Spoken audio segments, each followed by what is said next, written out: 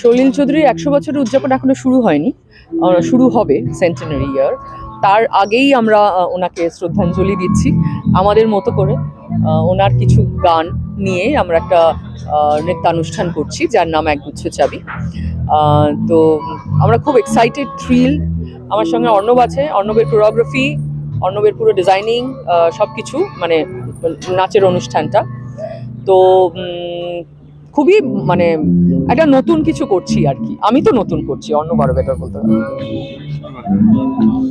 খুবই ভালো লাগছে একটা এরকম অনুষ্ঠান। আর সব থেকে এটা ভালো লাগছে যে সলিল চৌধুরীর প্রাক জন্মশতবর্ষ, তো সারা শহরই করবে, কিন্তু আমরা প্রথম করছি, এটা ভেবেই আমাদের ভালো লাগছে। কেননা এই মহান সুরকার, মহান শিল্পীকে শ্রদ্ধা জানানোটা তো আমাদের গর্বের।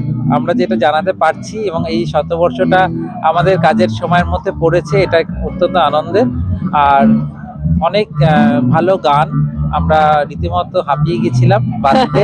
তো 10টা তার মধ্যে থেকে আমরা বাজতে পেরেছি আর কি। পেরেছি।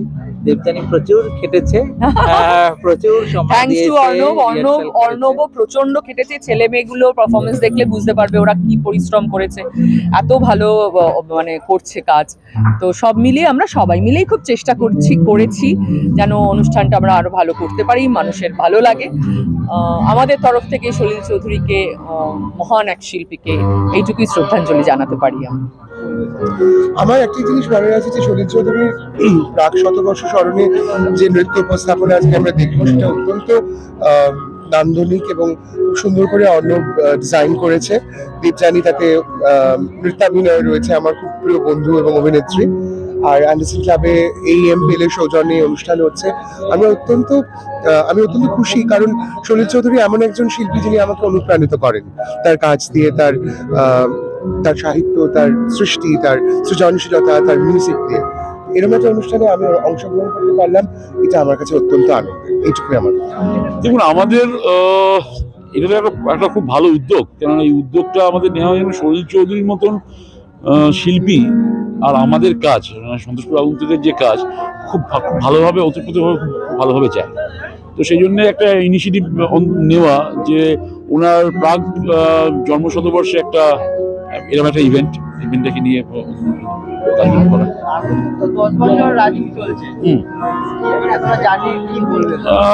দেখুন, বেসিক্যালি আমি এটাকে এনজিও বলবো না, আমরা একটা ডেভেলপমেন্ট অর্গানাইজেশন। আমরা চেষ্টা করছি কিছু মানুষের পাশে দাঁড়ানোর জন্য, যারা একটুখানি সমাজে পিছিয়ে পড়েছে, যেসব মানুষ তাদের পিছিয়ে পড়েছে, আমাদের পাশে দাঁড়ানো, এটা আমাদের চেষ্টা এখন চলছে আমাদের। দেখা যাক। শুভ সন্ধ্যা। আপনারা জানেন যে আগন্তুক দেখতে দেখতে পায়ে পায়ে 10 বছর কমপ্লিট অলরেডি করে ফেললো। আমরা শুরুতে যেটা করেছিলাম ওই একই জিনিস, চারিদিকে যে সকলের যে ক্রাইসিস অফ গেটিং স্মাইল, সেটার জন্য কিন্তু পিছনে আমাদের একটা ধারণা ছিল যে কি কাজ করতে পারি যেটা নিজের জন্য করার পরে কোনো কারোর থেকে ধার না নিয়ে, লোন না নিয়ে, যাতে আর কি টাকা পয়সার ইনভেস্টমেন্ট না করে তো শুরু করেছিলাম যাতে এমন কিছু করতে পারি যা আমার মধ্যে আছে, সেই মেরিটটা নিয়ে তাদের কাছে পৌঁছে যাওয়া এবং তাদেরকে বাঁচিয়ে রাখার জন্য চেষ্টা করেছিলাম যে তারা যেন বাঁচার নতুন আনন্দ পায়। তারা তারা হচ্ছে ওল্ড এজ হোম, তারা হচ্ছে অটিজমের পেরেন্টস, অটিজম বাচ্চাদের, তারা হচ্ছে ডেফ বাচ্চাদের বাবা মা, স্কুল, এইভাবে বিভিন্নভাবে আমরা পৌঁছে গেছিলাম ইনিশিয়ালি আজ থেকে 10 বছর আগে। আফটার লং অ্যাক্টিভিটি আমাদের করার পরে আমাদের মনে হয়েছিল আরও কিছু সেক্টরকে টাচ করা, তার জন্য আমরা স্বাবলম্বী করেছি যারা নাকি, যে মায়েরা একটু সংসারে অভাবের মধ্যে রয়েছে, বাচ্চা কিন্তু হয়ে গেছে, মা হয়েছে, কিন্তু তাদেরকে ঠিকমতো চালনা করতে পারছে না পয়সার অভাবে, তাহলে তাদেরকে স্বনির্ভর করতে হয়। সেই স্বনির্ভর করানোর জন্য তাদেরকে সেলাই শেখানো, বিভিন্ন রকম তাদেরকে ইভেন কালচারালি তাদেরকে আরও, যাদের মধ্যে হিডেন অনেক কিছু প্রতিভা আছে, সেটাকে এনরিচ করানো, সেটাকে তালিম দেওয়া, গ্রুম করানো, এমনিভাবে স্বাবলম্বী প্রজেক্টটাও কিন্তু আমরা আগিয়ে নিয়ে এসেছি। সেটা আমাদের এখন সুন্দর করে সেখানে ধরুন সে নিয়ার অ্যাবাউট রেজিস্টার্ড 50-এর উপরে মায়েরা আছে। তো এরকমভাবে বৃদ্ধাশ্রম, এরকম আমাদের ওল্ড এজ হোম, আর আমাদের অটিজমের যে আমাদের যে সেক্টরটা, তারপরে ডেফ বাচ্চাদের যে সেক্টর আমরা যেটা বললাম সেটা, এছাড়াও কিন্তু আমরা প্রতিভা অন্বেষণের উপরে প্রচুর কাজ করি। প্রতিভা অন্বেষণ কেমন করে না, আমি যে শুরু করেছিলাম একদম initially, this is my child, আমার যেটা মস্তিষ্ক প্রসূত এই যে কাজটা শুরু হয়েছিল, তাতে রূপায়ণ করেছে সেক্রেটারি আমাদের অরিজিৎ মুখার্জি। আপনারা সকলেই তাদের সঙ্গে পরিচিত হবেন, পরিচয় করবেন।